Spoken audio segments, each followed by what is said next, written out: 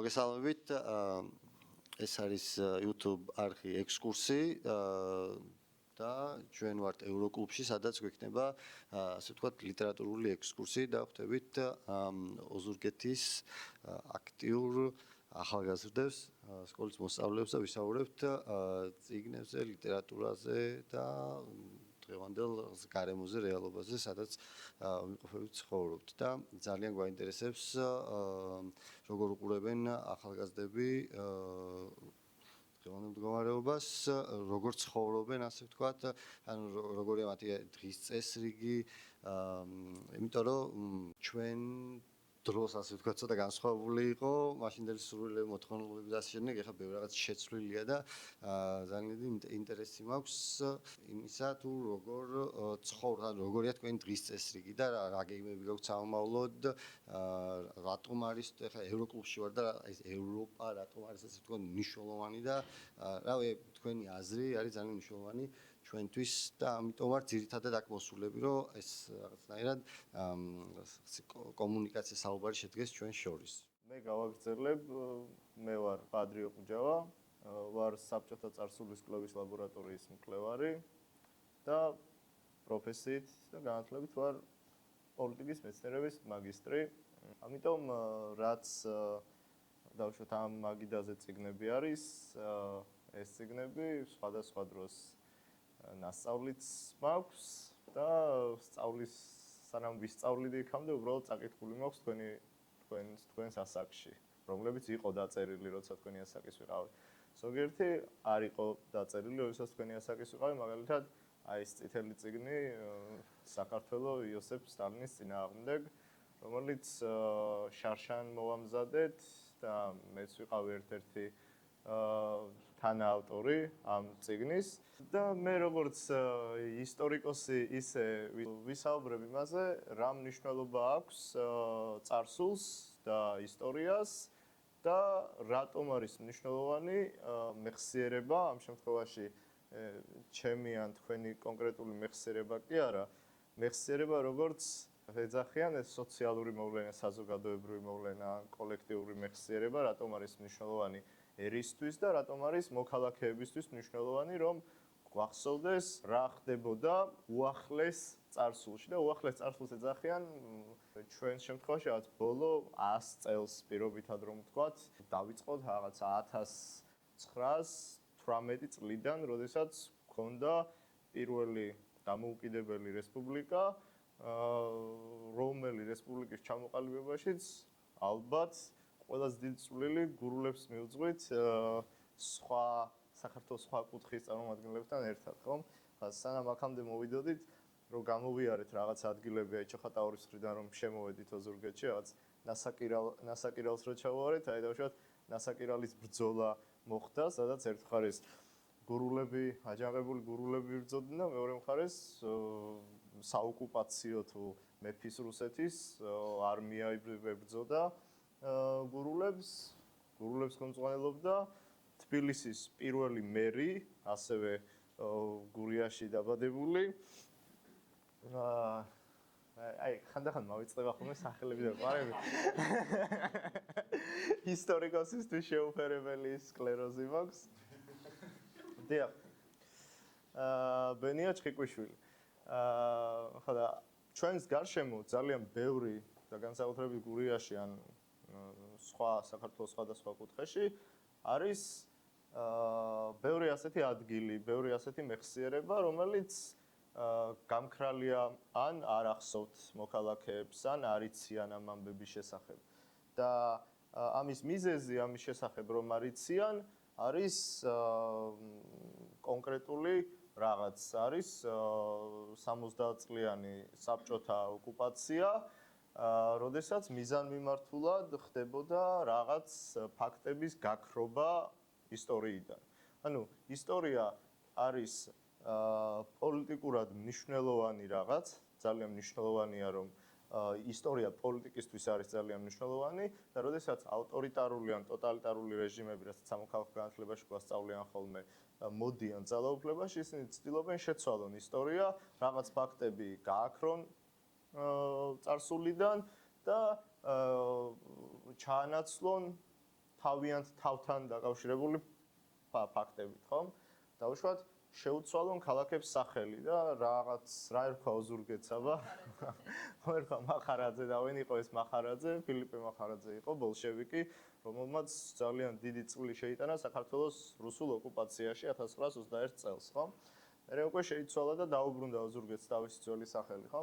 აი ასეთი რამეები ჩვენ გარშემო ხდება, ზოგი ასეთი რაღაცა ისეთი დიდი მასშტაბის არის, როგორც შეიძლება იყოს ქალაქისთვის სახელის ცვლილება და ამას ყველა ამჩნევს, ზოგიერთი რაღაც ისეთი პატარა არის და შეუმჩნეველი, რომ თუ ძალიან დაკვირვებული თვალი და ყური არ აქვს, ვერ ხედავ ხოლმე. დავუშვათ, შეიძლება ისეთი სიუჟეტი მოამზადოს რომელიღაც არხმა, რომელიც რაღაც თავის, როდესაც პრობლემა პატარაა და მხოლოდ იმით შემოიფარგლება, რომ 18 წელს მიღწეულის თუ უფრო დიდის მოვალეობა არის ის, რომ იყოს ფხიზლად პატარა რაღაცასაც კი, რომ ვიღაც რაღაც პრინციპიდან, რა პრინციპსაც უნდა ემსახურებოდეს უხვევს, ის გააკეთოს, რაც მას შეუძლია.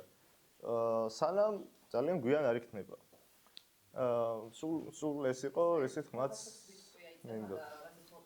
რუტინულად და მოსაწყენად ამ ინფორმაციის მიწოდება მხოლოდ ისტორიას არ გულისხმობ, რა ვიცი, ლიტერატურაშიც ხო, რა ვიცი, მუდმივად იმას გვიმეორ, რომ ყველა პოეტმა ყველა ლექსი დაწერა სამშობლოს და სიყვარულზე და რა ვიცი, ანუ რაღაცებში არის, რაც ცალსახად იგულისხმება ეს, თუმცა არის ძალიან რა ვიცი, შეიძლება ვერ გაიგო ის ადამიანი, რაზე ფიქრობდა და ძალიან ინდივიდუალურია ეს აღქმაც. ხო, ეგ მაინტერესებს თქვენ როგორ ფიქრობთ, მეთანხმებით თუ არ მეთანხმებით, თუ მეთანხმებით რატომ და თუ არ მეთანხმებით რატომ? ანუ მე ხლა ვარ მე-11 კლასში და მთელი ჩემი, ასე ვთქვათ, მოსწავლეობის მანძილზე სულ ის იყო, რომ იცი რა ისტორია არის, მაინც და მაინც თარიღები და იმ თარიღებში რა მოხდა. აბიტურიენტი რო გავხდი, ნუ თავისთავად გამოცდებისთვის მომზადება რო დავიწყე, მე უკვე შევამჩნიე, რომ ისტორია არ არის მარტო თარიღები და არ არის მარტო ასე ვთქვათ, აი ამან ეს რაღაცა გააკეთა, მაგრამ მე ამას რა მოყვა ან რატო გააკეთა ასე შემდეგ, ანუ ეგ ყველაფერი მნიშვნელოვანი იყო, ეგ გავიაზრეთ. დღემდე არის, აი მაგალითად ჩემი ისტორიის მასწავლებელი დღემდე აკეთებს ასე ვთქვათ საბჭოთა კავშირის პროპაგანდას. სულ ყველა გაკვეთილზე არ არსებობს ერთხელ მაინც არ ახსენოს ჩვენს დროს სწავლა ბევრად უფრო უკეთესი იყო. და ამის მიზეზებს ასახელებს მარტო იმას, რომ ანუ საკლასო ოთახი იყო მოწესრიგებული, ბავშვები დადიოდნენ მოწესრიგებულები, რაც რეალურად ანუ არ არის ასე ვთქვათ. ხო, ანუ მოწესრიგებული ჩაცმასაც გულისხმობს. ხო, ანუ კი, ანუ არ მოსწონს მაგალითად ჩვენ რო გვაქვს საყურე, არ მოსწონს როდესაც თმა გვაქვს გაშლილი. კი, მაგრამ ხო, მე მაქვს მაგისი ტრაუმა, რომ რაღაცა მიიღეთ მასწავლი და ისტორიის მასწავლებელი პირველი ვინც იყო ჩემი და რეალურად მაგის მე შეიძლება რა ვიცი, მართლა ძალით ვაკეთებდი, ოქროს მედალზე დავამთავრე და უნდა მისწავლა ის საგანი.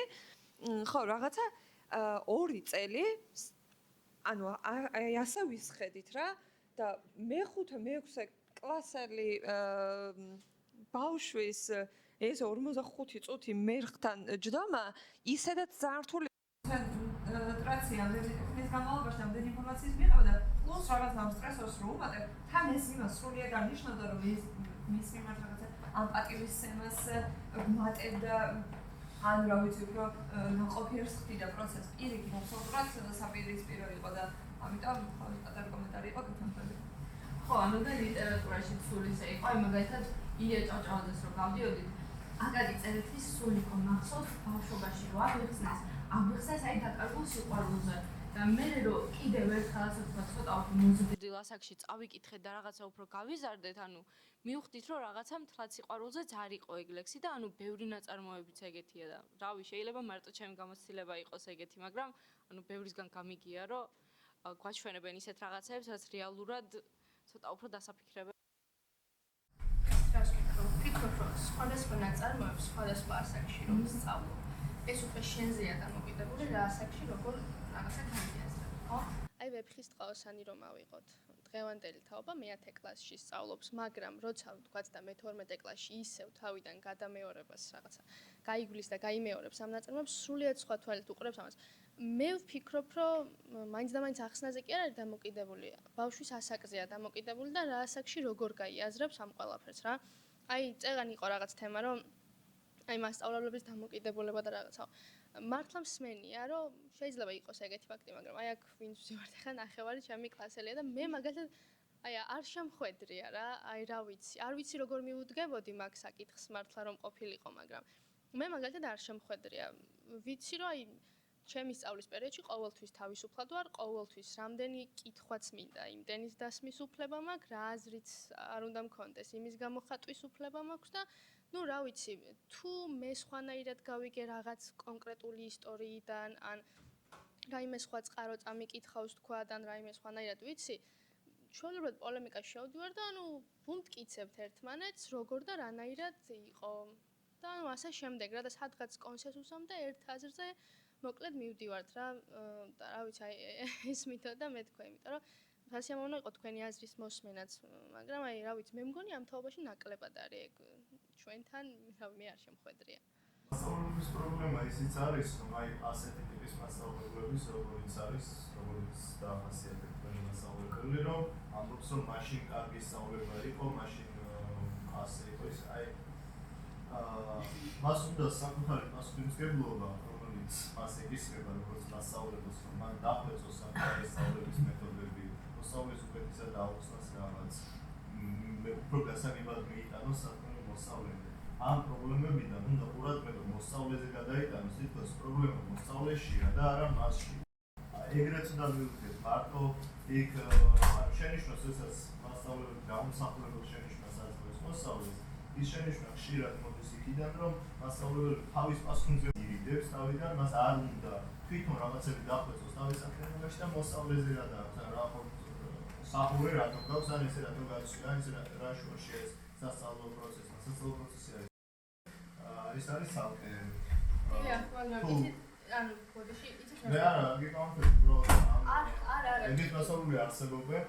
კი, არსებობენ. ქალაქის სკოლებში უფრო ნაკლები არიან, ესეც რეალობა არის და სოფლის სკოლებში უფრო მეტნი არიან ესეთი მასწავლებლები. მოდივართ და რეალურად იქ ცოტა უფრო რაღაცა წნეხი იგრძნობა განსაკუთრებით ამ ასაკობრივი ზღვარი ჩვენს მასწავლებლებს შორის არის საკმაოდ დიდი. ზოგი არის შედარებით უფრო ახალგაზრდა და 30 წლამდე დაახლოებით და ბევრად უფრო უფროსები.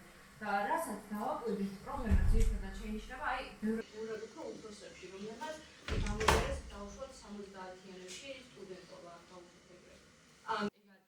კი, აი თაობათა შორის არის ალბათ განსხვავება და მანდ იკვეთება ეგ პრობლემა. აი მე, რა ვიცი, მყავს მასწავლებელიც, რომელიც პირიქით გვეუბნება, რომ იცით რა, ჩვენ დროს სხვანაირად უფრო ცუდად გვასწავლიდნენ და არასწორად და მე მინდა რომ უფრო უკეთესად მოგიტანო შენ. აი ამას ვაფასებ ხოლმე მე, ანუ მინდა რომ უკეთესად დაგანახო. და რა ვიცი, აი მე მაგალითად გამიმართლა ეთყობა და მართლა ესეთი მასწავლებლები მყავს გარშემო. და არ ვიცი. კომფორტულად ვზნობ თავს, თუნდაც ეს სასწავლო პროცესში ან თვითონ გარემოში და ასე შემდეგ რა. ანუ ეს მე მესმის რომ ზოგი მასწავლებელი კარგია, ზოგი არც ისე კარგია და ასე შემდეგ. ეს ბუნებრივია რა, ყველა ერთნაირი ვერ იქნება და ასე შემდეგ. ხო?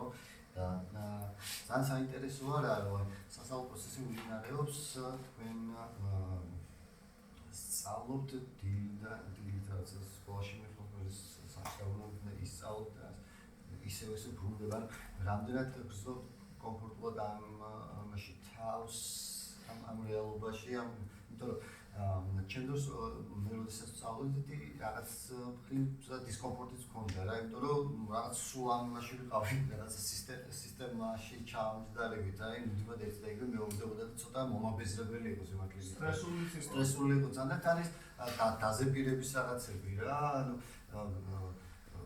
მე მაგალითად არავინ არ თქოს ჩემთან სკოლაში არავინ არ თქოს რომ ზეპირად რაიმე ისწავლოს ანუ დაზეპირებით არავინ არაფერს არ თქოს მათთვის თავარია რა ვიცი ატარმოების მოწყობა შინაარსი გაიგოს და ნუ მოკლედ ამით იხემწვანელოს მე მაგრამ რა ვიცი ანუ ზოგი ფიქრობს რომ რახან ანუ ზეპირად არაფერს აღარ სწავლობენ და მარტო აი პერიფრაზე არიან გადასული და მოკლედ ასე შემდეგ ამით დაუქვეითდათ ბავშვებს რაღაცა გონება ან რაღაცა ეკრემ და ანუ ვეღარ იზეპირებენ რაღაცეებსო და ვეღარ იმახსოვრობენ რაღაცებს არ ვიცი ეს რამდენად მართალია არაფერი არ დამქვეითებია მე მგონი მაგრამ ნუ მე ყოველ შემთხვევაში რასაც საჭიროდ ვთვლი იმას სწავლობ ხოლმე.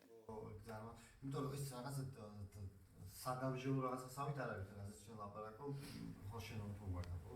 ხო, ანუ ისეთი ურთიერთობა გაქვთ, რომ რაღაც დაჯისის კი არ არის, არამედ რაღაც ურთიერთობა გაქვთ, როგორც აი მეგობრული მასწავლებელთან და რაღაც რჩევის დონეზე და დისკუსიის დონეზე საუბრობთ და რაღაც უკეთესი სასწავლო პროცესი იქნება, ხო?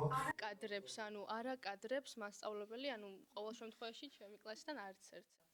მე და ნიმიკი ხა კლასელები ვართ ჩვენ ვართ კლასელები, მაგრამ ძალიან ბევრ რაღაცაში ვერ დავეთანხმები რა. ხა ეს გავა სადმე ეს ვიდეო სადმე დაიდგა. ხო, მაგრამ რა ვიცი, ბევრ რაღაცაში ვერ დავეთანხმები, იმიტომ რომ ყველა მასწავლებელზე არ მაქვს საუბარი, მართლა არიან მასწავლებლები, როგორც ნინიმ თქვა, მაგრამ არის მასწავლებლები, რომელიც აი თუნდაც საბჭოთა კავშირს რო სწავლობდით, მაგ პერიოდს იყო რომ აი ბავშვებო ეს ცუდი არის, მაგრამ რაღაც კარგიც ქონდა და მე ჩვენ სახეზე ეტყობოდა რომ ეს აღარ უნდა ეთქვა. არა, ცუდია, მაგრამ არა იცით რაღაც კარგიც ქონდა, მაგრამ და მე უკვე ესე იყო რა. და თან არის მასწავლებელიც, რომელიც ეხა აი მე პირადად და თითქმის მთელ კლასს, აი ძალიან ხშირად გვაქვს ხოლმე ჩხუბი, აი რაღაცას რო გავდივართ და რაღაცა ისეთი საკამათო თემა რო არის, ყოფილა შემთხვევა რომ თუ მის აზრს არ ვეთანხმები, არ მოგისმენო რა, ესეთი კომენტარი იყო პირადად ჩემს მიმართ, რომ რადგანაც არ ვეთანხმებოდი რაღაცა ისეთზე და ჩემი აზრის დამტკიცება მინდოდა, აღარ მოგისმენ შენო და აღარც მისმენ და აღარც მალაპარაკებ და ყოფილა ეგეთი შემთხვევაც. კიდე რა ვიცი, აი ყავს მასწავლებელი, რომელიც რუსულად საუბრობს და ქართულად ვერ საუბრობს და ცოტა ისეთ თემას. ხო, ცოტა ისეთ არ არის რუსულის მასწავლებელი, ქიმიას გვასწავლის და ქიმია რო ცოტა ისეთ რაც იყო ის სკოლის გაკვეთილების იმას საუბრობდი დროზე. ისეთი რაღაც ხდება, რომ რეპეტიტორებს, 3 რეპეტიტორთან, ზოგს იშვიათ შემთხვევაში 4-თან უწევს სიარული და ეხა ბოლო წლებში ვამბობ, რომ ჩაბარების საგნებში მარტომად დადიხარ და მანდაც იმდენი მუშაობა გიწევს, რომ ვეღარ იცლის სკოლისთვისაც და ისეთი არის, რომ კაი არ უშავს რეპეტიტორთან დავდივარ რა დრო სკოლა, ეგეთი დამოკიდებულება რო არის, ეგაა ყველაზე ცუდი, რომ სკოლა არა უშავს, ისეთი სიტუაცია იქმნება, რომ ეგრე ხდება. ეგ არის ის, რომ 12 წლის განმავლობაში რაც ვისწავლეთ, ახლა გონება 12 წლის განმავლობაში ხო ვერ დაიმახსოვრებს ყველაფერს, მაგრამ მაინც ბოლო 2 წელში გიწევს ყველაფრის სწავლა. გამეორება კი არა, უმეტეს შემთხვევაში სწავლა. და პროგრამული რაც არის, ეგ არის ყველა მასწავლებელზე რა თქმა უნდა კიდევ იმეორებ არ მაქვს საუბარი, მაგრამ უმეტეს შემთხვევაში ეგრე ხდება, რომ ბოლო 2 წლის განმავლობაში გიწევს 12 წლის მასალის სწავლა და არა გამეორება. ეგ ძალიან ცუდია. ალბათ ძირითადად სკოლის მოსწავლეებს გეხებათ, თუ გიფიქრიათ, როგორი სისტემა მოგეწევნებოდათ საგანმანათლებლო და თქვენ თავისუფალ დროს როგორ გამოიყენებდით თუ შემცირდებოდა, თქვათ, გაკვეთილის ხანგრძლივობა. ჩვენ 1 წლის წინ ალბათ დაახლოებით ვიყავით რაღაც ვორქშოპზე, სადაც ზუსტად მაგ თემაზე ვსაუბრობდით, როგორი უნდა იყოს ჩვენი აზრით სკოლის განათლების სისტემა. თუნდაც ავიღოთ ის, რომ როდესაც ეხა აი აქ რო ვიკითხო, ალბათ ვის რა გინდა გამოხვიდე, აი მეტყვის, 10 კაციდან 1. მე გადაწყვეტილი მაქვს რა მინდა გამოვიდე პატარაობიდან 5 წლის რო ვიყავი, უკვე ვიცოდი რაც მინდოდა, მაგრამ აი შეიძლება ეგრეც ხო ხდება, რომ ჩავაბარებ, ვისწავლი და ხვდები, რომ აი ძალიან ტყუილად ამდენი წელი მინდოდა ძალიან ტყუილად ესეთი რაღაცა რა. ალბათ დავამატებდი უკვე ბოლო წლებში, როდესაც რაღაც ჩამოყალიბებისკენ უნდა წახვიდე, არჩევით საგნებს პროფესიულს. რომ აი თუნდაც მე ხა პროგრამირებაზე მინდა და რაღაც მსგავსი რო იყოს, რომ აი რაღაცა მიახლოებით მაინც მასწავლებდნენ, დაახლოებით რა არის, რომ აი ესე კი გამიგია, აი თუნდაც ფილმებიდან ან რაღაც ვიღაც მეგობარი მყავს, რომელიც აკეთებს და აი ვუყურებ და ძალიან მომწონს, მაგრამ მე არ ვიცი რა არის, რომ მე დავჭიდე და ვისწავლო. ძალიან ხშირად მქონია, რომ აი ის მეგობრები მეუბნება, მოდი გასწავლი და ნახე, მაგრამ პრობლემა ის არის, რომ ადრე პატარა ვიყავი და ეხლა დრო არ მაქვს მაგისთვის, იმდენი სამეცადინო მაქვს, რომ აი დავჭიდე და ნახო ნამდვილად არის თუ არა ჩემი. კიდე დასვენებები, ეხლა დასვენებები გვაქვს 5 წუთი. ამ 5 წუთის განმავლობაში წინა მასწავლებელი 2 წუთს ამატებს გაკვეთილზე, ან 5 წუთს და შემდეგი მასწავლებელი ადრე შემოდის. გარეთ კლასიდან გასვლას ვერ ვასწრებ, რა უკვე უნდა შევიდე. ანუ ყველაზე დიდხნიანი დასვენება მაქვს 10 წუთიანი და როდესაც მიწევს დილის 9-დან, ეხლა ჩვენ მესამე სმენაში ვართ და არ მიწევს, მაგრამ დილის 9-დან 3 საათამდე რომ მიწევს ელემენტარული ჭამა რომ რაღაცა კარგად გავიაზრო, ან დასვენება იმის მერე რომ აი ქართული რო ვისწავლე 2 წუთი ტვინი 40 წუთი უსმენდი, დავასვენო ტვინი, რაღაცა გავიაზრო რაც მივიღე და აი მე გადავერთო სხვა გაკვეთილზე, თუნდაც მათემატიკაზე. ხო, აი ანუ დავხურე წიგნი და უცებ ახალი რა, ანუ გადაშლასაც ვერ ვასწრებ, რომ უკვე ახალი რაღაცა რთული არის რა, მართლა რთული არის და ხო, ეგ არის რომ არც ვიცით რა გვინდა რეალურად რა და რო ჩავაბარებთ რომ 5 წლიდან მინდა შეიძლება ჩავაბარო და უცებ მინდა პროგრამირება 5 წლიდან და გავიგო რომ ექიმობა მერჩივნა, იმიტომ რომ რაღაც ეგეც ხდება რა. მაგალითად ძალიან ბევრჯერ გვიოცნებია დაახლოებით მე-10 კლასში რო ვიყავით რაღაცა ეგრე, რომ რა მოხდებოდა, რომ მე-10 კლასის ზემოთ იყოს უკვე არჩევითი საგნები, რომელიც დაგეხმარება იმაში, რომ თქვათ და ეროვნული გამოცდები ჩააბარო რა, აი მარტო მაგ მხრივ რო წახვიდე. აი რა მოხდება, რომ ეგეთი რაღაც იყოს და არ გიწევდეს თქვათ და მაინც და მაინც სამედიცინოზე არაბარებ და ეხლა შენ ბიოლოგია და რაღაცა არ გჭირდება და მაინც და მაინც ქიმია და ბიოლოგიის სწავლა, ანუ მოკლედ მე-10 კლასამდე ხო შენ რაღაც აი საბაზისო დონე იცი უკვე და რაღაც განათლება, ზოგადი განათლება გაქვს. აი მე-10 კლასის ზემოთ რო იყოს ხოლმე, რა ვიცი, ის საგნები, რომლებიც უკვე პროფესიულად გამოგადგება მერე რა. ნუ ძირითადად მაგას აქცევენ მაინც შემდეგ მე-10 კლასის ზემოთ ყურადღებას, იმიტომ რომ აბიტურიენტები არიან და რეპეტიტორებთან ემზადებიან. მესამე სმენა ვართ და ანუ სანამ სკოლა დაიწყება, მანამდე ხო რეპეტიტორებთან ვართ. გამოდის რომ სკოლაში ცოტა დროს ვატარებთ რა, ანუ ეგრე გამოდის. და მე ანუ სკოლის შემდეგაც რეპეტიტორებთან ვართ, საღამოს თუ რეპეტიტორები გვაქვს იმათთან ვართ და მეც მოკლედ ზოგადად რეპეტიტორები უკვე ისე მოდაში შემოვიდა ესე ბჭყალებში ვიტყვი, რომ აი ვინც კი სწავლობს და ოდნავ მაინც აქ იმის რაღაც გარანტია რომ უნდა ჩააბაროს, უნდა ისწავლოს და არ უნდა კოლეჯში წასვლა და ასე შემდეგ. კოლეჯში სწავლა, ნუ აუცილებლად უნდა იაროს რეპეტიტორთან.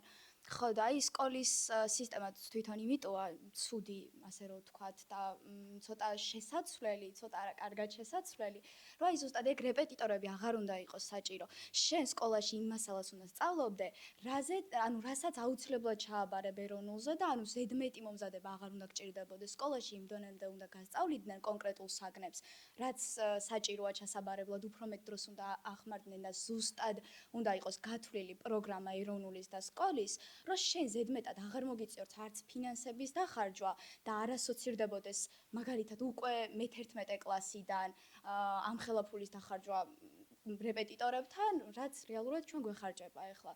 და აი ზუსტად ეგ არის, რომ სკოლა უკვე ისეთი რაღაც გახდა, რომ სავალდებულო ადგილიც აღარ არის. ანუ თუ შენ მე-11 კლასში ხარ, ნუ ჩვენ შემთხვევაში ახლა მე არ ვამბობ ზოგადად და ძალიან კარგია თუ არსებობს ისეთი დაწესებულება, რასაც სკოლა ქვია და მართლა სავალდებულო ეგ სიარული და მე-11 კლასიდან უკვე შენ გრჩება იმ ხელა დრო ისე გაქვს, ანუ კარგად გაწერილი, ასე რომ ვთქვათ, სწავლის პროცესი, რო გრჩება სკოლაში მისასვლელი დროც, იქაური საგნების მომზადების დროც და პლუს კიდე ცალკე რეპეტიტორებთან სიარულისაც, ნუ რა თქმა უნდა ის ძალიან კაია. თუმცა ჩვენ შემთხვევაში ცოტა არეულია ეს ყველაფერი, იმიტომ რომ სკოლაში ჩათვალეთ, რომ აი ტყუილად უნდა იარო, იმიტომ რომ არც გვიტარდება გაკვეთილები ნორმალურად, ძალიან ცოტა შერყეულია ჩვენი სკოლის სისტემა.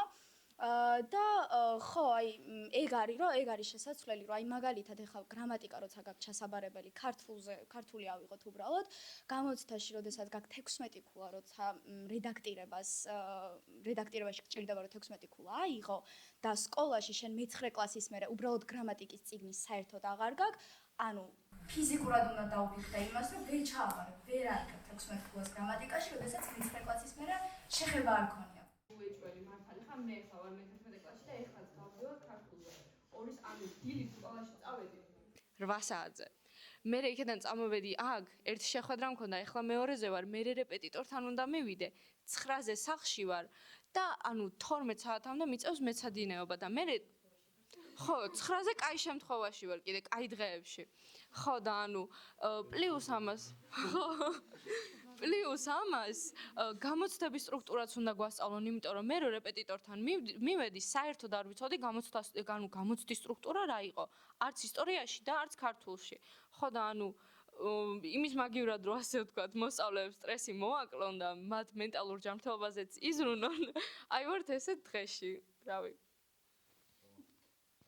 ჩვენ და გავდივართ იმას დიუის რა, ხო ვიცი, ეს ფილოსოფია რომელიც განათლების სისტემაზე წერდა და შედარებას აკეთებს პროგრესულსა და ტრადიციულ განათლების სისტემას შორის და აი ყველაზე დიდი აქცენტი რაზეც აქვს გამახვილებული ზუსტად ის არის რომ პროგრესული იმით განსხვავდება ტრადიციულისგან რომ ის უფრო მეტად და აჩვევს თავისუფლებას მოსწავლეს ანუ რა იგულისხმება ანუ მე ჩემ მაგალითზე ვილაპარაკებ რა მე რომ რაღაც კაკოთზე შევდიოდი და კონკრეტულ ტექსტს ზეპირად მაძლევდნენ მე სახში რომ მივდიოდი აი სამის მერე და ასე შემდეგ ხო ძირითადი აქცენტი ჩემი იყო რაზე რომ ეს ტექსტი დამეზეპირებინა იმისთვის რომ მეორე დღეს ჩამებარებინა მასწავლებლისთვის იმიტომ რომ შემდეგ ამ მასწავლებელს რაღაც თუ ვერ ჩავაბარებდი ის მასწავლებელი ადგებოდა და ჩემ მშობელს ეტყოდა რომ აი გაკვეთილი არ იცოდა რა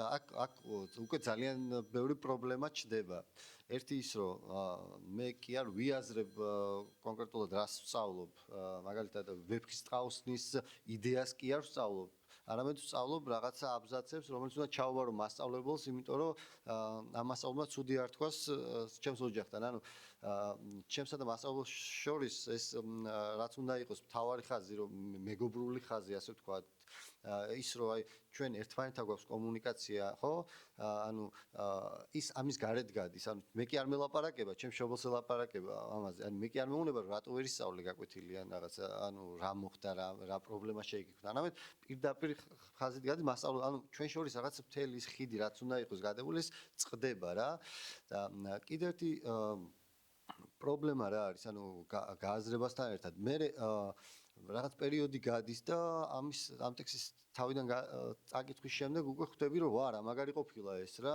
ანუ მე პარალელს ვავლებ უკვე დღევანდელ რეალობასთან აი მაგალითად ვეფხისტყაოსთან როდინდელი ტექსტია ხო აი მაშინ ვეფხისტყაოსთან ვერ ვიაზრებდი დღევანდელი გადმოსახედიდან ანუ იმ იდეებს ვერ ვხედავდი რა მაგალითად აი სიყვარულს მეგობრობას ანუ ის რაც დღესაც აქტუალურია და ალბათ ყოველთვის აქტუალური იქნება მაგას ვერ ვხედავდი რაც ყველაზე მთავარი იყო რა და აი ზუსტად მაგაზე ლაპარაკობს პროგრესული შემთხვევაში რომ ეს უნდა იყოს ეს მოდელი განათლება უნდა იყოს ისეთი რომელიც შენს იმ დღევანდელ რეალობას შეესაბამება და შენ რაღაც შენი ჭრილში აქ და ახლა დაინახავ რა ამ პროცესზე ეგ ძალიან მნიშვნელოვანია რა განათლების სისტემაში რო იყოს და თავისუფლება კიდე რატომ მნიშვნელოვანია იმიტომ რომ ყველაზე მთავარი რაც არის და ადამიანისთვის ეგ არის რომ იაზროვნოს რა ანუ რა ვიცი შეგვიძლია ის კი არა ძაღლს და კატას და ცხოველებს შეუძლიათ რაღაც ინსტინქტების დონეზე დაისწავლონ ხო და ადამიანი იმით ვარ განსხვავებული სხვა რაღაც არსებებისგან რომ ჩვენ შეგვიძლია აზროვნება ანუ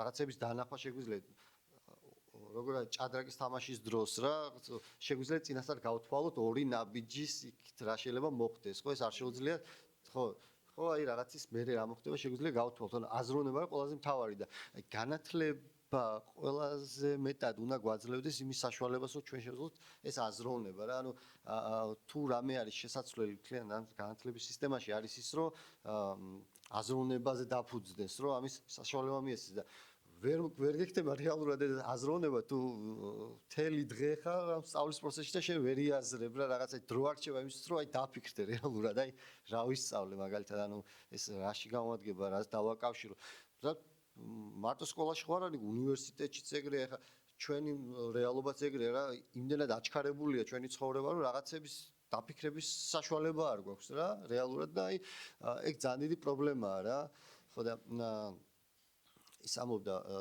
კიკნაძე რომ განათლება უნდა იყოს განათლებისთვის ხო აი განათლება და არა იმისთვის რომ რაღაც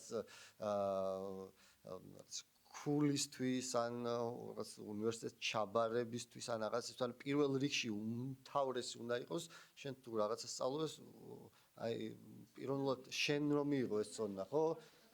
ეს არის ალბათ განათლების სისტემის ყველაზე დიდი ნაკლოვანება, რომ სტუდენტი, მოსწავლე უნდა იყოს ორიენტირებული მაღალ შეფასებაზე, იმისთვის რომ არ გაუფუჭდეს საქმე. რეალურად მნიშვნელოვანი არის ის, რომ შენ ცოდნა მიიღო, რომელიც მოგცემს იმის საშუალებას, რომ მეფიქრო ჩარჩოებს გარეთ.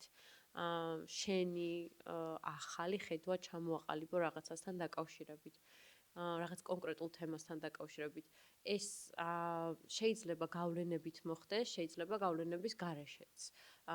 მასწავლებელი ალბათ უნდა იყოს ის ადამიანი და მე რომ მასწავლებელი ყოფილიყავი ვიქნებოდი ის, რომელიც დაგეხმარება შენი აზრების განვითარებაში და ჩამოყალიბებაში. შენ რომ კითხვები გაგიჩნდება, მე თუ მომმართავ, მე დაგეხმარები, რომ უფრო სიღრმისეულად, არგუმენტირებულად დაგისვავ შეკითხვებს, რომ განამტკიცო ის თქმასაც ცდილობ.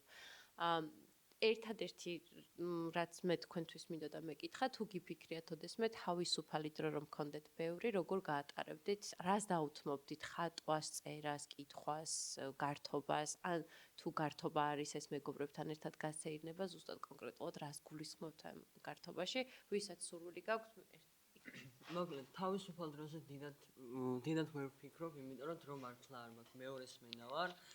სკოლაში რომ მივდივარ თორმე პირველი 5 წუთზე, მე მასწავლებლები მაქვს და სახლში მისვლას 9 საათზე თუ მივედი როგორც ამან თქვა, ანუ არა, კაი დროს მისვლა სახლში. მე იქიდან კიდე მეცადინეობ რაღაცა და ჩემი აზრით თავისუფალი დრო რომ მქონდეს, გავატარებდი მეგობრებთან ერთად, ან უფრო ხშირად სკოლის გარეთ მეგობრებთან ერთად და ასე რა. და რას აკეთებთ ხოლმე მეგობრები ერთად ფეხბურთთან? ნუ ხო რა ანუ ხან ერთმანეთში ვლაპარაკობთ, რაღაცებში ვიხილავთ, ხო? გაქვთ რამე აქტუალური თემა, რაზეც ვლაპარაკობთ ხოლმე? არა, ნებისმიერი თემა. დავამატებ. კი. ანუ წეხან მინდოდა იმის თქვა, ანი მახსენა კოლეჯი რა და საქართველოში სამწუხაროდ კოლეჯის კულტურაც არ გვაქვს. ანუ თუ ბავშვი გადაწყვეტს, რომ უნივერსიტეტი მისთვის არ არის და არ უნდა რაღაც ეს უნივერსიტეტში წასვლა და უნდა რაღაცა პროფესიული განათლების მიღება და კოლეჯში წასვლა, ის არის ავტომატურად საზოგადოებაში დებილის სტატუსით და სირცხვილია. ანუ რეალურად ჩვენ განათლებას პირადად მე და ალბათ დამეთანხმება ყველა რომ განათლებას იმისთვის არ ვიღებ რომ რაღაცა ის გამომადგეს რომ გავისდები და სადმე თქვა რომ ვიცი რაღაცა ანუ იმისთვის ვიღებთ რომ აი ეროვნულები ჩავაბარო და გრანტი ავიღო და კარგი იმის გამო რომ ვიღაცა მეზობელმა რაღაცა ჩემზე ცუდად არ თქვას და სახში მივიდე ცოცხალი გადავრჩე მერე და გამოვიდე იქიდანაც ანუ მაგისთვის რომ ქულა დავდო იმხელა რომ სახლში არ მეჩუბონ და არა იმისთვის რომ მე რაღაცა მინდა ამის სწავლა და ეს ჩემთვის კარგი იქნება. ნუ ალბათ ეს თინეიჯერობის ასაკის ბრალით შეიძლება იყოს რომ რაღაცა გართობაზე უფრო ორიენტირებულიც ვართ, მაგრამ ჩემი აზრით ანუ რადგანაც 12 წელს ვატარებთ სკოლაში და ჩვენი პირველი აზროვნება, ჩვენი პიროვნების მთავარი რაღაცები მან ტყალიბდება და ყველაზე დიდ დროს ბავშვები ატარებენ სკოლაში. ანუ მარტო ის არ უნდა იყოს, რომ აი თუნდაც მათემატიკაში 2+2 ან ქართულში რაღაცა ვეფხისტყაოსანის ეს და ეს ისწავლეთ. ანუ უნდა იყოს, რომ აი რაღაც სხვაც აი ცხოვრება გვასწავლოს რა, აი ქართულში არის ხოლმე ხშირად, რომ აი აქედან ეს თემას რო წერ, მან ეგ გეხმარება, რომ თავისუფალი აზროვნება განავითარო, მაგრამ რო არის საქართველოს რომ ტექსტის გაზრება არ შეგვიძლია ხალხს ქართველებს ელემენტარული ტექსტის გაზრება არ შეგვიძლია თავისუფალ აზროვნებაზე საერთოდ ალბათ ლაპარაკიც არ არის. ინგლისურში მოსასმენს სკოლაში არავინ არ აკეთებს. ანუ ეროვნულებზე მე რომ იმის საშუალება არ მქონდეს რომ რეპეტიტორთან რაღაც 100 ან 80 ლარი სიტყვას გადავიხადო სკოლის განათლებით რომ მიდოდეს გასვლა ინგლისურის ეროვნულებს ვერ ჩააბარებ, იმიტომ რომ არც ერთი ის ეროვნულის თემა რაც იქ არის, არც ერთ სავარჯიშო სკოლაში არ აკეთებ. მოსასმენს თუნდაც აი საერთოდ არაფერს არ აკეთებ. რაც შეიძლება რომ ეროვნულებზე დაგჭირდეს. მე ვარ მარიამი, რომ რატო არ ვიცი, მაგრამ ჩემი კლასელებისგან განსხვავებით, რომლებიც აქციან, ცოტა უფრო ადრე მომიწია იმის გააზრება, რომ სკოლაში სათანადო განათლებას ვერ ვიღებდი და ვიყავი მე-9 კლასელი, როდესაც სკოლაზე ესე უხეშად რო ვთქვა, ჩავიქნია ხელი.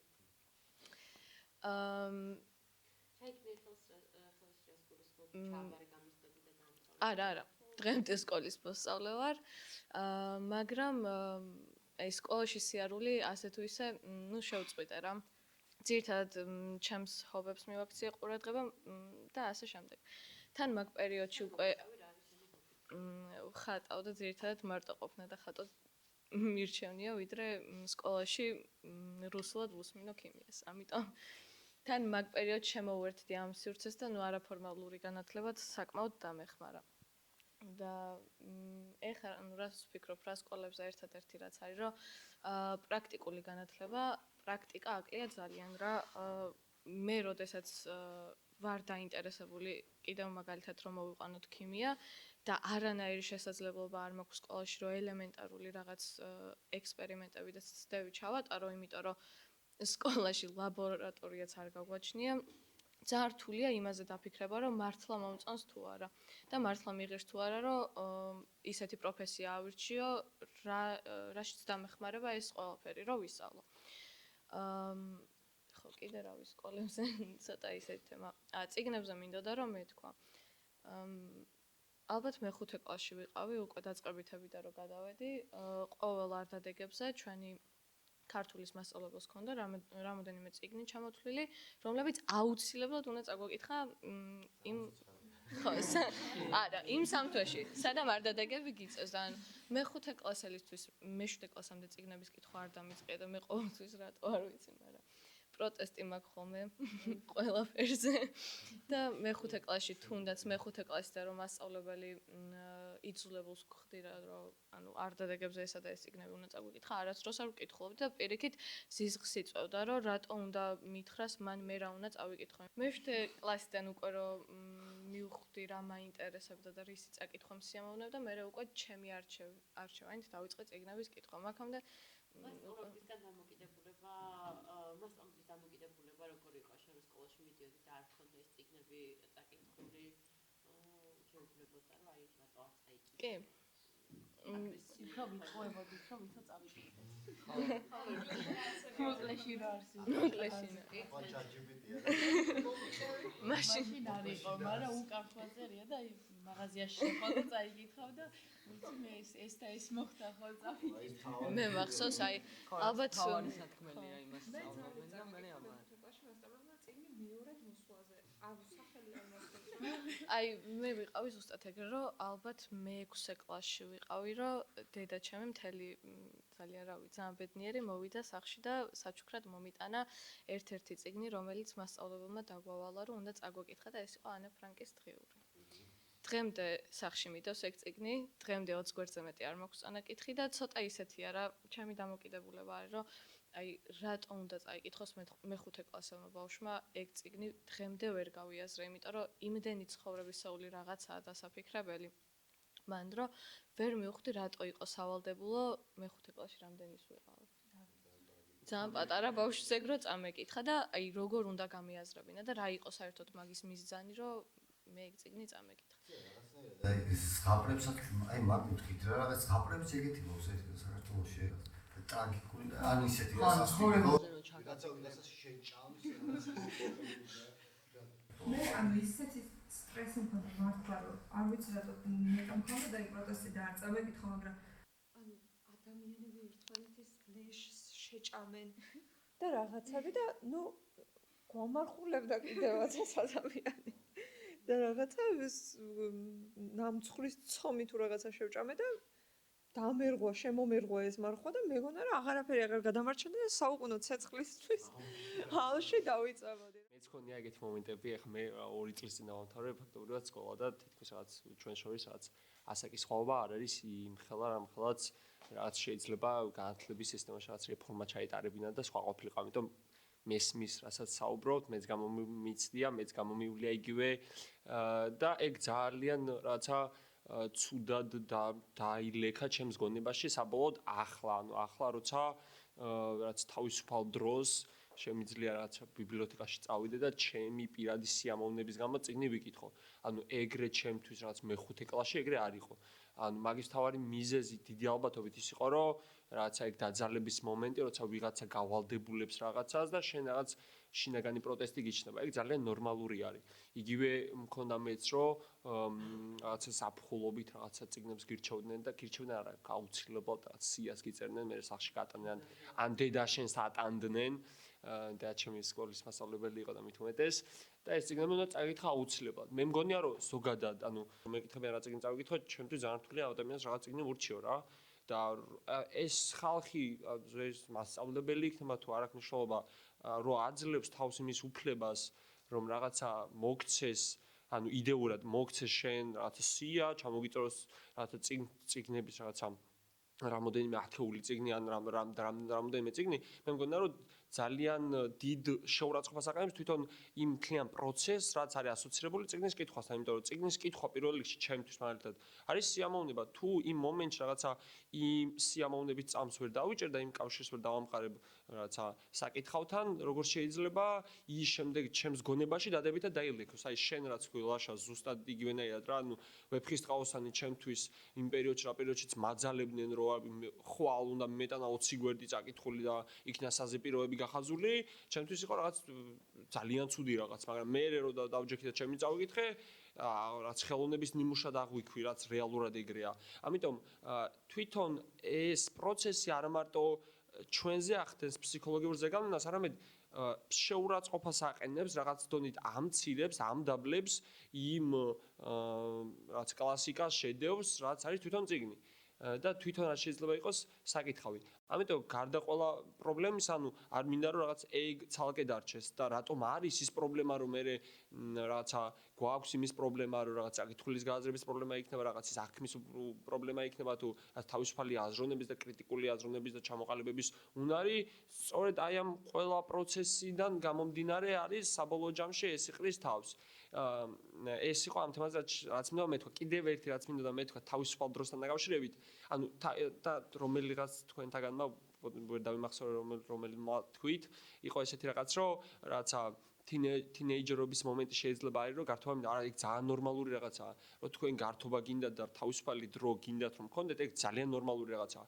თუ ეს ამ ეტაპზე თქვენ ცხოვრებაში ამ ეტაპს არ გაივლით ის გართობის და ასე შემდეგ, აუცილებლად დადგება რაღაც პერიოდი, რა მომენტშიც თქვენ აი ეს თქვენ შესრული აუცილებლად გაიგვიძებს და უკვე რაღაც ცხოვრებიდან გამომდინარე თუ რაღაც არ ვიცი, სწავლიდან გამომდინარე თუ სამუშაოდან გამომდინარე, ამას ვერ დაიკმაყოფილებ და ეს შეიძლება რაღაც ცხოვრებისეული ტრავმა იყოს, რაც მე თქვენ შვილებზე გადავიდეს და ასე შემდეგ. შესაბამისად, აქ და ახლა ყველაფერი არის გასაკეთებელი. ანუ მე მგონია, რომ აი ეს მომენტი, რომ აი მომავალზე ვიფიქროთ, კი მომავალზე აუცილებლად უნდა ვიფიქროთ, მაგრამ შენ თუ ამ მომენტში არ გრძნობ თავისუფალ და მომენტში თუ არ გრძნობ რაღაც სიამოვნებას ამ მომენტუმისადმი, მე ძალიან რთული მგონია, რომ რაღაც მომავლის იმედად შემდეგ რაღაც მომავალი დავტვირთოთ და იმ მომავლისგან რაღაც ღირებული გამოვიღოთ. ამიტომ ყველა ის მომენტი, რა მომენტში თქვენ კომფორტულად გრძნობთ თავს, აუცილებლად უნდა გააგზავნოთ. მე ეგრე მგონია და ეს რაღაც განათლების სისტემაში ხო ხა დიდი პრობლემებია, მაგაზე ბევრი ლაპარაკი მგონი არ არის საჭირო და რაღაც მოდელი რო აუცილებლად შესაძლებელია, მაგაზე ბევრი სალაპარაკო მგონი არ არის. რაღაც განსხვავებით ერთმანეთისგან. ყველა ერთნაირები რო ვიყოთ, შეიძლება ვიღაც რაღაც რეჟიმის უნდოდეს, გამჭებული მანქანები რო ვიყოთ, რომელიც ერთნაირად ფიქრობენ და ერთნაირად მოქმედებენ, მაგრამ ჩვენ ვიცით რომ ყველანი ვართ უნიკალურები, განსხვავებულები და ასე შემდეგ. შესაბამისად, თქვენ ჩვენ საუბრობდით, რომ როგორ შეიძლება ადამიანს რაღაცა კონკრეტული წინ ჩამოუწირო და უთხრა, აი აუცილებლად აი ეს წიგნები წაიკითხე და რაღაცა. შეიძლება იქნება ბევრი არ მოგეწონოს, იმიტომ რომ შენ სხვა გემოვნება გვაქვს საერთოდ, ხო? მაგრამ შეიძლება სხვას მოეწონოს, ეს არ ნიშნავს, რომ ცუდი წიგნები გირჩი, არამედ შენ ხარ რა ინდივიდი ხარ, განსხვავებული ხარ, ხო? აი ამაზე ყურადღება გასამახვილებელი, ანუ განათლების სისტემა ისე უნდა იყოს მოწყობილი, რომ რაღაც მასისთვის კი არ იყოს, ანუ რაღაც საერთო, არამედ ინდივიდისთვის იყოს რა, პირობითად აი შენთვის იყოს, ჩემთვის იყოს და ყველა ადამიანს მოერგოს, ასე ვთქვათ, ხო, ეგ არის მნიშვნელოვანი. ანუ მე იმ სკოლაში ჩემი თავი უნდა ვიგრძნო, ჩემი თავი უნდა ვიცნო რა, ანუ ჩემი ადგილი უნდა ვნახო მაგ სკოლაში, თორე მე არ მინდა რომ რაღაცა მასის ნაწილი ვიყო, არამედ მასწავლებელმა მინდა დამინახოს როგორც ლაშა და არა როგორც რაღაცა გუნდის ხო.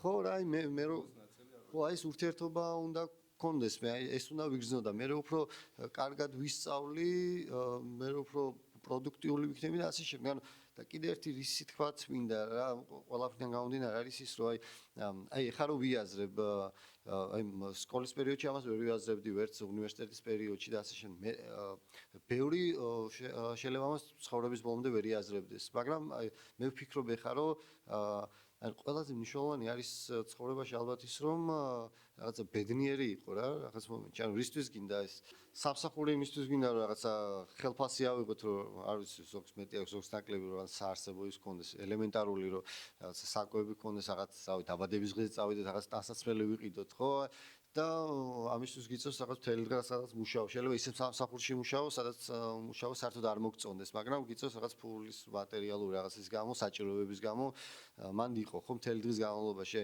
სკოლაზე ვლაპარაკობდით და სკოლაში იმიტომ გიწევს ყოფნა თუ არ არის შენზე მორგებული ეს განათლების სისტემა რომ უნივერსიტეტში ჩააბარო და დიპლომი აიღო და ასე შემდეგ ხო აი უნივერსიტეტი იმისთვის გინდა რომ რაღაც სამსახური ხო ყველაფერი ისე ერთმანეთთან გადამული რომ რაღაცას ყოველთვის რაღაცისთვის აკეთებ რა და ამ რაღაცისთვის გაკეთებაში საკუთარი თავი განზრჩება. ანუ შენ თავზე საერთოდ არ ფიქრობ ამ მთელი და ეს გრძელდება წლები რა შეიძლება 30-40 წელი გავიდეს ისე რომ შენ თავზე საერთოდ არ ფიქრობ და ყველაზე მნიშვნელოვანი რეალურად ეგ არის რა რომ ანუ ჩვენი თავი რაღაცაში უნდა ვიპოვოთ სადღაც ბედნიერება და მე დარწმუნებული ვარ რომ ყველაფერი რაღაც ისეთი გზით წავა რომ აი ვიპოვით ყველაფერს მატერიალურ რაღაცა რაც აუცილებლობა მაგასაც და აი თავარი რომ შენი ადგილი იპოვო რა ეგ არის თავარი ამას უნდა ასწავლიდეს სკოლაც და ყველაფერი სხვა არსებობს ეგეთ ბედნიერების ინდექსი და რაღაც სახელმწიფოების მიხედვით ადგენენ რომელი ქვეყანა უფრო რაღაც ბედნიერების ინდექსით უფრო მაღლა და ასე შემდეგ. შანსი არ არის ესეთ სახელმწიფო სადაც სუდი განათლება და რაღაც აი დაძალებაზე მიდის სწავლა ან სხვა რაღაცა აი შეუძლებელია რომ რაღაც ბედნიერების ინდექსით რაღაც მაღლა იყოს ხო? ხო, ამიტომ თავარია რომ სახელმწიფო თუ არ გვაძლევს ამას ამ ეტაპზე, ხო, ჩვენ მაინც ვიპოვოთ ისეთი პროფესია თუნდაც ან შეიძლება პროფესია ვერ იპოვოთ და მე უფრო სხვა რაღაც მოგინდეს. ეგეც არ არის დიდი პრობლემა რა, იმიტომ რომ ადამიანებს რაღაც გემოვნება გვეცვლება რაღაც მომენტში. ჩვენთან იყო ჩემ დროს იყო რაღაცა პოპულარული პროფესიები და თითქმის ყველა მაგაზე ჩავაბარეთ რა და მე რაღაც პერიოდის მერე გავანალიზე რომ საერთოდ არ მომწონდა ეგ და მე შევიცვალე ეს პროფესია მაგრამ ბევრმა ეგ ნაბიჯი ვერ გადადგა იმიტომ რომ ძალიან რთულია ეგეთი ნაბიჯების გადადგმა რა და რაც უფრო ასაკში შედიხარ მე მით უფრო რთულდება ხოლმე რაღაც ნაბიჯების გადადგმა ამიტომ მნიშვნელოვანია რომ რაღაც ჩვენი თავი ვიპოვოთ და მე ყველაფერი ისე კარგად დაალაგდება, რომ შეიძლება ვერ წარმოვიდგენდეთ. ანუ შარშან იყო ესეთი რაღაცა, რომ საქართველოს ჩემპიონატზე ჩემი ნაცნობი გახდა ერთი ჩემპიონი, შემდეგაც რამოდენიმე თვეში ევროპაც მოიგო მან იმბეჭვა და ერთი გახდა მესამე ადგილოსანი. პირველი ადგილი ვინც აიღო ის სკოლა დახვდა ზეიმი და უხაროდა და ხელს უწყობენ ყველანაირად. მესამე ადგილი ვინც აიღო, ხო? ანუ სახუმარო თემა არ არის საქართველოს ჩემპიონატის მესამე ადგილზე რო გახვალ რა და ანუ სკოლას ელემენტარული მასწავლებლებს ან ვიღაცებს გილოცავ არ თქვავს. ბავშვი მაგის შემდეგ ეკარგება ყველაფრის мотиваცია. ბევრი არის რის მასეთი ცუდი საქციელი შემდეგ ანებებს სპორტს თავს და საერთოდ ქრება სკოლას ანებებს თავს. ნაცნობები მყავს სკოლასთან პარალელურად მუშაობენ. იმიტომ რომ სკოლიდან ვერაფერი ვერ გაიგეთ განათლება და მოუწიათ რესტორანში მიმტანად მუშაობა ან რამე რა. ბიძაშვილი მყავს მთელი მისი ბავშვობა სკოლაში ბოლომდე სწავლობდა, პროექტები აქვს ბევრი მონაგები, ახლა უნივერსიტეტშია, მაგრამ ანუ სულ პროექტები რაღაცა ის და მიიღო ის განათლება, რაც მას სჭირდებოდა, მაგრამ რეპეტიტორები და მასწავლებლები დაჭირდა მაინც.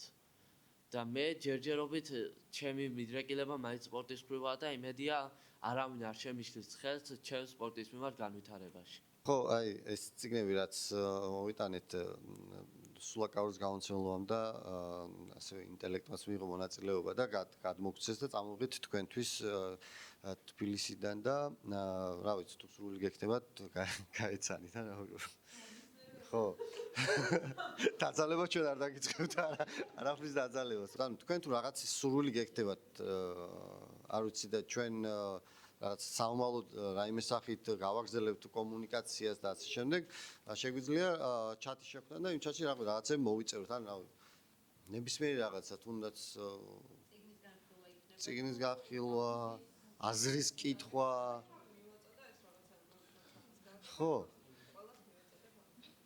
ხო რა და რავი ნებისმიერ დროს ავ თბილისშიც ხა უნივერსიტეტში აბარებთ და რავი ჩვენ მან დავართ და ნებისმიერ დროს შეგვიძლია მოხვიდეთ ვიმეგობროთ და ასე შემდეგ ძალიან გამიხარდება მე მგონი რომ დღევანდელი დღე ძალიან საინტერესო იყო და ღიად ვისაუბრეთ ყველაფერზე და